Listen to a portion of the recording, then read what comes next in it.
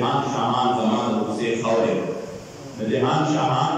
زما د کوڅې خاورې چې د یار د زلفو تار درون ته درکړم د دې موی مبارک په باره کې چې هغه مبارک معاشق و او بیا موی مبارک هم داسې و چې سندان ورته میلاو و سندان ورته میلاو و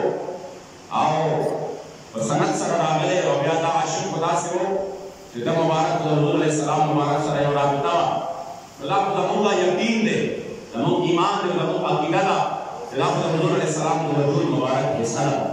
او د حضور د وجود حصه چې په کوم کور کې پرته وي نو تاسو یقین وکړئ دا بابا جي حق لري چې دی وفرمایل چې د جهان شاهان زما د کوڅې خاورې چې د یار د زلفو تار درون په درکړم شکرانه کې کوي زر وارې سر ورکړم په قسم کړه د ناشکر یې تر سر کړم د دایمو دولتونو کل زما شو دم په دم د خدای په فضل دا باور کړم تماشې ته ترېبان راښکاره شي یو دیدن به د جانان د زلفو درکړم چې د یار د زلفو تار زما په لاس شور صد افسوس د خیال په تخت د سکندر کړم او د جهان شاهان زما د کوڅې خاورې چې د یار د زلفو تار درون په درکړم په رڼا باندې مې آب حیات بیانوم په ژوندون به د عقبا په لور سفر کړم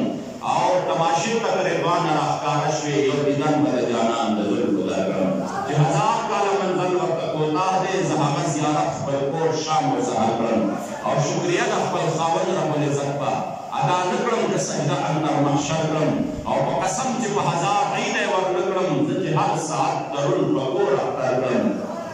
او زه محمد امین په مخ د محمد پاک رب پر دې فضل احسان خپل برابر